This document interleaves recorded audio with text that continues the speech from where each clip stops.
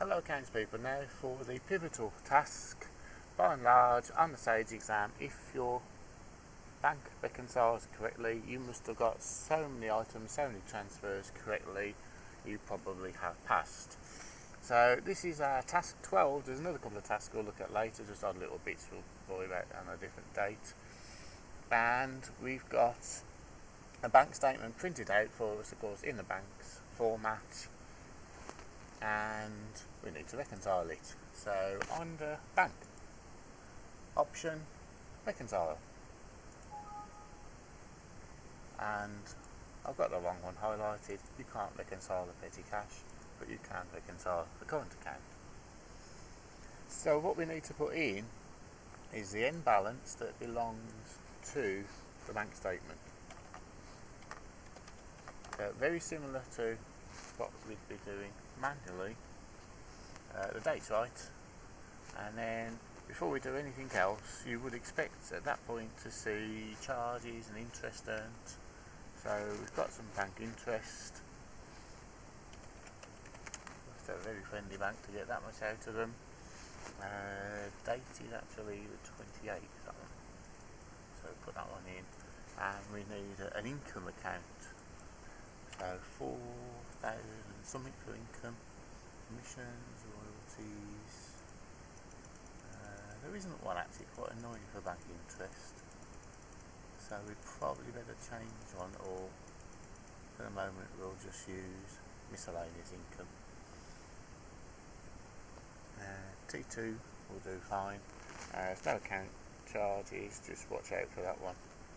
Okay, so that one's put our first item in there. Now we have the top half and the bottom half. So notice the interest earned has gone straight down to the bottom half, and what we're doing is matching, not by ticking on here and on the paper, but actually as we go through the paper version, our printed out version, if it's there, we click match. And we've also got this to match. And then I'm actually looking for £829.40, but actually remember there's an error, so, and that's the 10. But I knew that. And then the 1200 requires matching, and then 600 requires matching, and our payments in, our receipts, 1906.50 and 109. And look, we've got a difference here of 000, which means it's worked perfectly, which is great because everything's correct. The problem is I can't show you very easily what to do when it doesn't work right.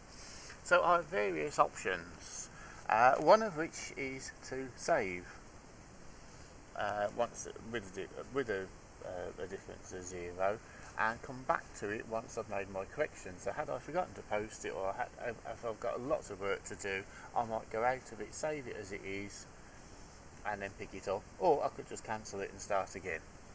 But it does have a function of adjustment. So if it's just a simple receipt, custom receipt, supplier refund, bank payment, one of these 6, I can actually just go into a little window and then save it, and then go back into my reconciliation without having to go out of the reconciliation loop. I don't need to do that because I've done it correctly. So these items up here, these are what would be on the bank reconciliation statement, and they can stay there as opening reconciliation items next month. When I click reconcile, it's very important. Once an item has been reconciled, you can't edit it, you can't delete it. Nothing can be changed, it's fixed. And to prove that, we'll have a look at our maintenance, because this is where we do our corrections. So remember earlier we did opening balance errors, which can only be corrected with an opening balance, or they should only. Any other item here, if it hadn't been reconciled, and we're looking for something that hasn't got the letter R next to it here, so this one, I could click delete, or I could click edit, so I can manually correct anything. Now if you do lots of corrections, they all come up in red. It undoes what you've posted before and then posts it correctly. That's per bookkeeping controls exams.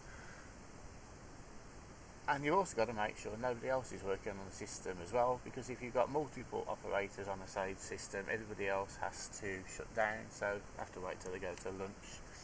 And then auditors would not like pages full of red, because all the corrections are right in here, so you'll have to take my word for it. All the corrections, everything that's deleted is in red. And that would be how to stop errors. And of course the bank reconciliation is one of the most important error proofing systems. So there we are, there's our system. Let's have a look at the moment. Where do we stand? Financials. We'd better do a trial balance. You can guarantee that that's one of the reports you're going to have to run. We've got our new sales totals. We've now got should have miscellaneous income somewhere. That's our bank charges. That's our last one. And the capitals drawings has gone up because of the recent items. And again, I'm going to export it as our trial balance and save it. And then that can be uploaded to AAT. So far, so good.